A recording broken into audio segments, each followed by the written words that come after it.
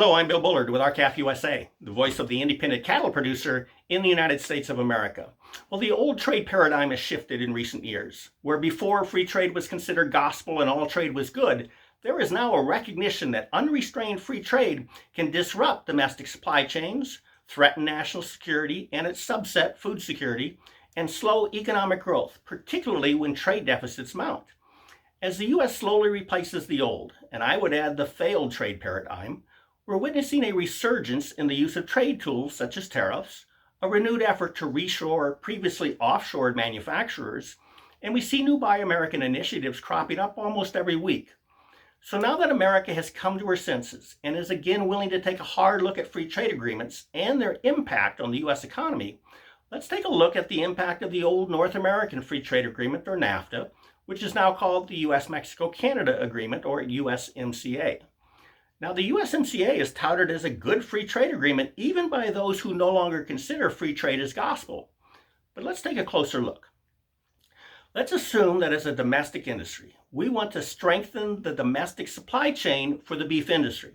And the beef industry, of course, is the industry that fabricates and sells the beef produced from the cattle raised by America's cattle producers.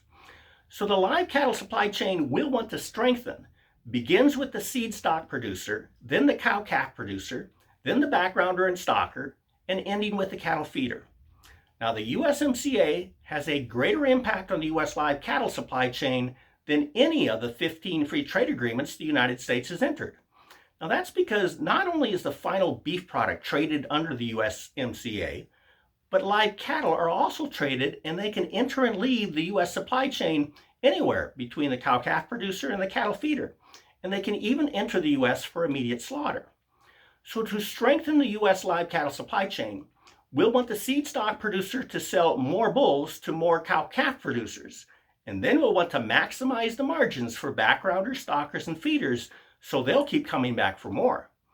Now, the best time to strengthen an industry is when times are good, when beef demand is high, when beef consumption is increasing, when exports are up, when wholesale beef prices are up, and when consumers demonstrate their willingness to pay good prices for beef.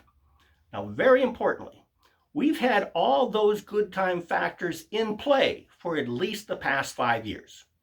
So why aren't we strengthening our U.S. live cattle supply chain by breeding more cows? 5 years ago, the U.S. had 31.2 million beef cows and heifers that calved. In 2020, we still had only 31.2 million beef cows and heifers that calved.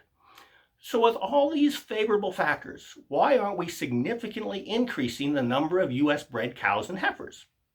Well, what if instead of buying calves from U.S. cattle producers, many of the backgrounders and stockers were instead buying over 1 million lower cost feeder cattle from Mexico or Canada? What if instead of buying yearling cattle from U.S. backgrounders and stockers, many feedlots were instead buying well over 1 million cattle that were imported as calves or yearlings? What if instead of buying slaughter-ready cattle from U.S. cattle feeders, the beef packers were first buying hundreds of thousands of imported slaughter-ready cattle, mostly from Canada? And what if instead of selling beef produced exclusively from U.S. cattle, the beef packers are selling over 1 billion pounds of beef slaughtered not in the United States, but in Mexico and Canada? Do you think that the growth of the U.S. live cattle supply chain can be held at bay by beef packers deciding to source lower cost calves, yearlings, fed cattle, and beef from neighboring Mexico and Canada, thereby allowing them to maximize their profits by substituting foreign cattle and foreign beef for U.S. cattle and U.S. beef? Now, the answer to all those questions is pretty straightforward, and that is that that's exactly what's going on today under the USMCA.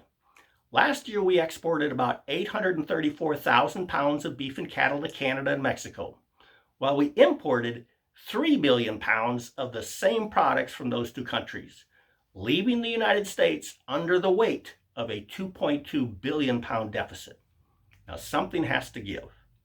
So please go to our website at r-calfusa.com to learn more and to join with us so we can truly begin strengthening the U.S. live cattle supply chain. Thank you and have a productive week. Goodbye.